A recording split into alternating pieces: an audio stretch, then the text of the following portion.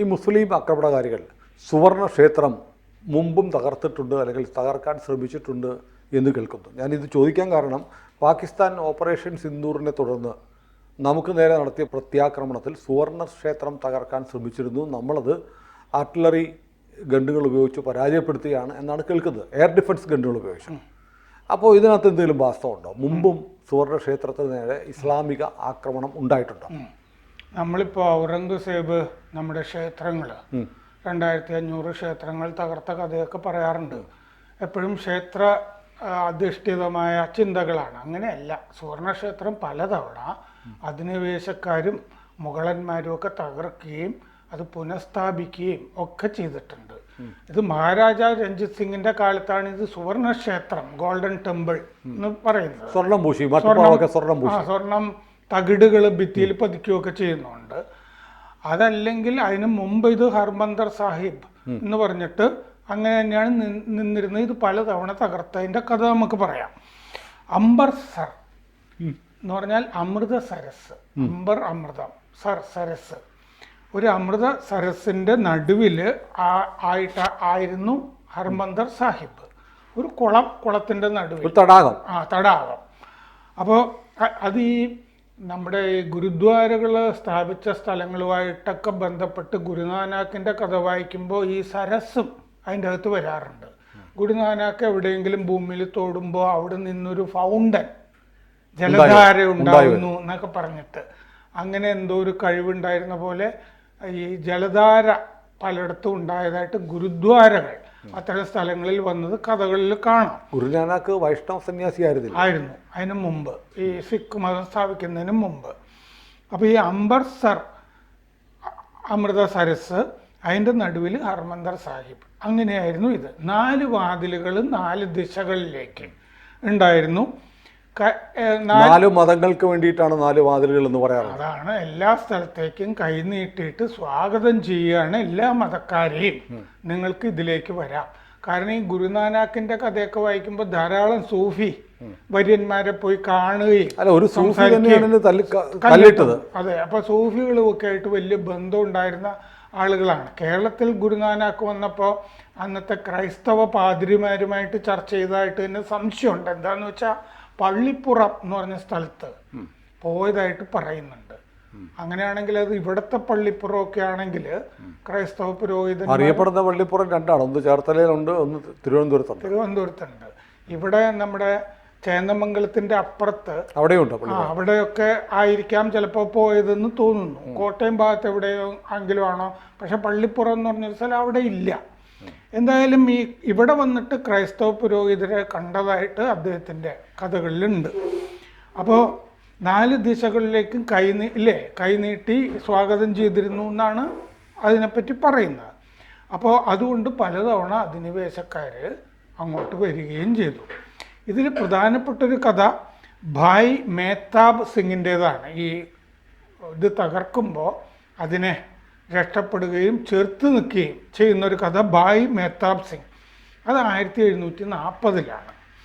ഈ ലാഹോറിലെ മുസ്ലിം ഗവർണർ രജപുത്ര മുസ്ലിമായ ലാഹോറിലെ മുസ്ലിം ഗവർണർ രജപുത്ര മുസ്ലിമായ മാസ രംഗാറിനെ അമൃത്സറിൽ കോട്ടുവാളായിട്ട് നിയമിച്ചു. കോട്ടുവാളാണ് അവിടുത്തെ പോലീസ് പരിപാടികളൊക്കെ ചെയ്യുന്നത്. മറ്റേ നെഹ്റുവിന്റെ കഥയിൽ ഒരു കോട്ടുവാളിന്റെ കാര്യം പറയുന്നുണ്ട്, ഡൽഹി ഗിയാസുദ്ദീൻ ഗാസി. അപ്പോൾ അമൃത്സറിൽ കോട്ടുവാളായിട്ട് വെച്ചു. ഇയാള് ഈ മാസ രംഗാർ എന്ന് പറയുന്ന ആള് ഈ സുവർണക്ഷേത്രം, ഹർമന്ദർ സാഹിബ്, അന്ന് മദ്യം, മദിരാക്ഷി, ഇതിൻ്റെയൊക്കെ ഒരു കേന്ദ്രം, ചൂതാട്ടം, ഇങ്ങനെ സദാസമയം കള്ളുപിടിച്ചിരിക്കുന്ന ഒരാളാണ്. പിന്നെ ഈ ഡാൻസുകാരികൾ, ഇങ്ങനൊരു വൃത്തികെട്ട സംഭവമാക്കി മാറ്റി ഈ ഹർമന്ദർ സാഹിബ്. അപ്പോൾ ഇതിനെ ചെറുക്കണം എന്ന സിഖുകാർക്ക് അവർ ചെറുക്കുമല്ലോ എങ്ങനെയായാലും. അതാണിപ്പോൾ പീരങ്കി വേണ്ട, ഞങ്ങൾ കൈകാര്യം ചെയ്തോളാം എന്നവർ പറയുന്നത്.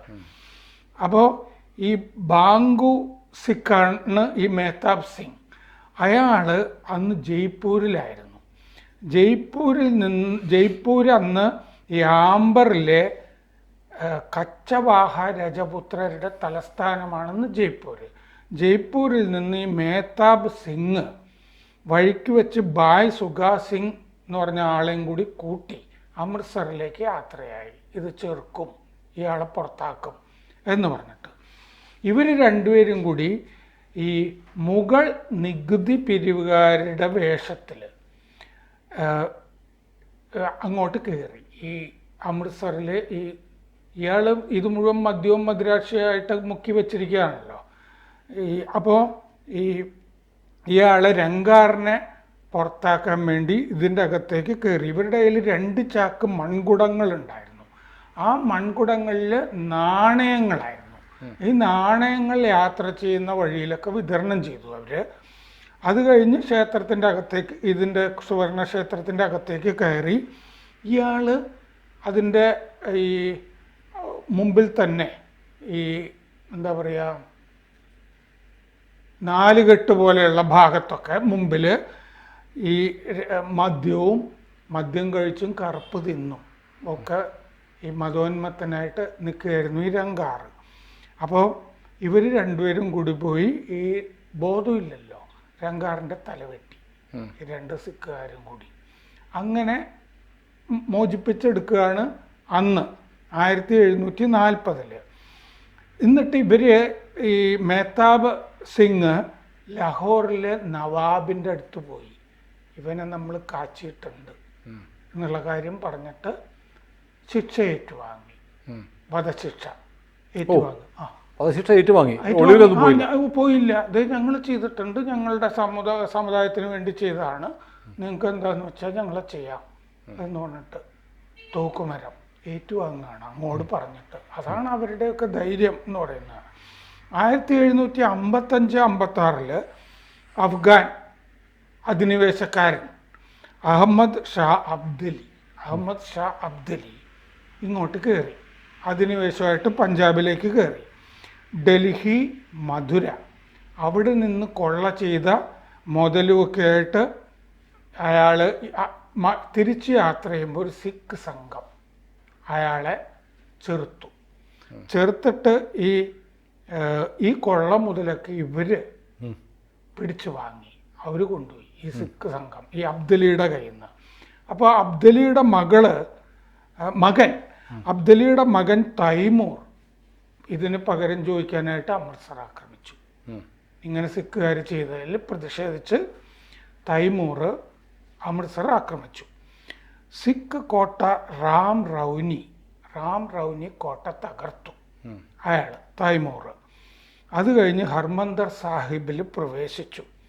ഈ പവിത്ര കുളം അമൃതസരസ് അത് അയാൾ വറ്റിച്ചിട്ട് ഒരുപാട് ചെളിയും മലിന വസ്തുക്കളും ഒക്കെ അതിൻ്റെ അകത്ത് കൊണ്ടുപോയി. പലതിനെ അർത്ഥ കുടൽമാലയൊക്കെ ഉണ്ടാവില്ലേ, ഇതൊക്കെ കൊണ്ടുവന്ന് നിറച്ചു തൈമൂർ ഈ അമൃതസരസിൻ്റെ അകത്ത്.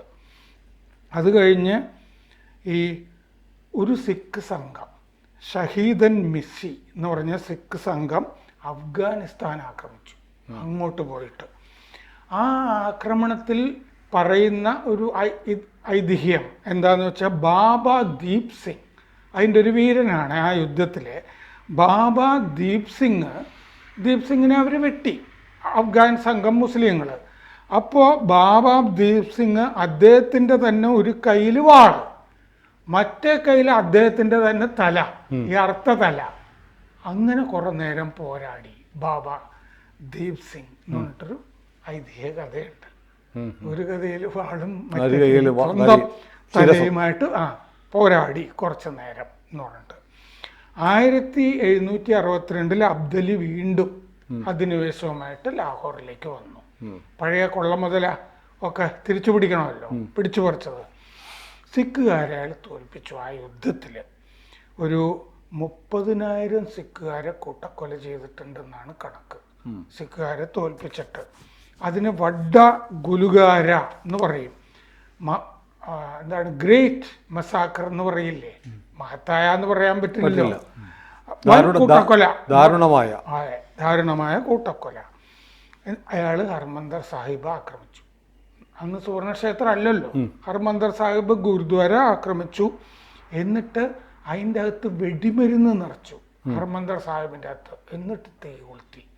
ഹർമന്ദർ സാഹിബ് അങ്ങനെ മൊത്തത്തിൽ തകർത്ത് കളഞ്ഞു വെടിമരുന്നിന്. പണ്ട് സാമുദ്രിയുടെ കൊട്ടാരം കോഴിക്കോട് തകർത്ത് കളഞ്ഞിട്ടുണ്ടല്ലോ, ഹൈദരാലി. എന്നിട്ട് സാമുദ്രി ആത്മഹത്യ ചെയ്തില്ലേ എന്ന് പറഞ്ഞ പോലെ ഇത് മുഴുവൻ അതിൻ്റെ അകത്ത് സ്ഫോടക വസ്തുക്കൾ വെടിമരുന്ന് നിറച്ചിട്ട് കൊളുത്തി കത്തിച്ചു കളഞ്ഞു. അപ്പോൾ ഇതിന് പകരം വീട്ടാൻ പിന്നെയും സിഖുകാർ അവരെപ്പോഴും പകരം വീട്ടും. അവർ കസൂർ പത്താൻ കോളനി മുസ്ലിങ്ങൾ താമസിക്കുന്ന അത് ആക്രമിച്ച് നിരപ്പാക്കി. അത് കഴിഞ്ഞ് സർഹിന്ദ് ആക്രമിച്ചു, ഇവരുടെ നഗരം ആക്രമിച്ചു. എന്നിട്ട് അഫ്ഗാൻ ഗവർണർ സൈൻ ഖാനെ കൊന്നു അവിടെ ഈ സർഹിന്ദിൽ. അബ്ദലിയെയും ഇവര് ശരിപ്പെടുത്തി. അത് കഴിഞ്ഞ് സുവർണ ക്ഷേത്രം തകർത്ത് കളഞ്ഞത് വീണ്ടും പുനർനിർമ്മിച്ചു, പുതുതായിട്ട് ഉണ്ടാക്കി. അത് കഴിഞ്ഞിട്ടാണ് മഹാരാജ രഞ്ജിത് സിംഗ് ഭിത്തികൾ സ്വർണ്ണത്തകിട് കൊണ്ട് പൊതിഞ്ഞ്, അങ്ങനെയാണ് സുവർണ ക്ഷേത്രം എന്നുള്ള പേരിൽ ഹർമന്ദർ സാഹിബ് വരുന്നത്. പിന്നെ ഹർമന്ദർ സാഹിബിന് ഈ സുവർണ ക്ഷേത്രത്തിനുമൊക്കെ കേടുപാടുകൾ സംഭവിക്കുന്നത് 1984 ഭിന്ദ്രൻവാലയെ അവിടെ നിന്ന് പുറത്തെടുക്കാൻ വേണ്ടി പട്ടാളം കയറിയപ്പോഴാണ്. ഏതായാലും സുവർണക്ഷേത്രം ഭാരതത്തിൻ്റെ അഭിമാനമാണ്. സിഖുകാർ മാത്രമല്ല, ഒരുപാട് ഹിന്ദുക്കളും ഒരുപാട് പേര് സന്ദർശിക്കുന്ന സ്ഥലമാണ്. എനിക്കും പോകണമെന്ന് ആഗ്രഹമുണ്ട്, ഞാൻ പോകും. അതെ, അത് ഡൽഹിയിൽ പോയി കഴിഞ്ഞു കഴിഞ്ഞാൽ വളരെ അടുത്ത സത്യത്തിൽ. പക്ഷെ ഡൽഹി പോകുന്നവരൊക്കെ പല കാര്യങ്ങൾക്ക് പോകുമായിരിക്കും. കുത്തബ് മിനാർ കാണാത്തവരുണ്ടാകും. ഡൽഹിയിൽ ഇത് പലതവണ പോയിട്ടുണ്ടാവും. ഒരുപാട് കാര്യങ്ങൾ അടുത്തും ഉണ്ടല്ലോ, അടുത്തും ആഗ്രയൊക്കെ അടുത്തല്ലേ. പക്ഷെ ആളുകൾ ഇതൊക്കെ പോവാതെ ഡൽഹിയിൽ ചർച്ചകൾ നടത്താനും ഒക്കെ പോയിട്ടാണ് മലയാളികൾ പലരും തിരിച്ചു വരുന്നത്. ഡൽഹി പോയി തിരിച്ചു വരും, ഒന്നും കാണില്ല. കേരള ഹൗസിൽ പോകും, കഞ്ഞി കുടിക്കും. കൂടുതൽ വാർത്തകളും വിശേഷങ്ങളും നിങ്ങളിലേക്ക് എത്താൻ ABC മലയാളം സബ്സ്ക്രൈബ് ചെയ്യുക, ബെൽ ബട്ടണും അമർത്തുക.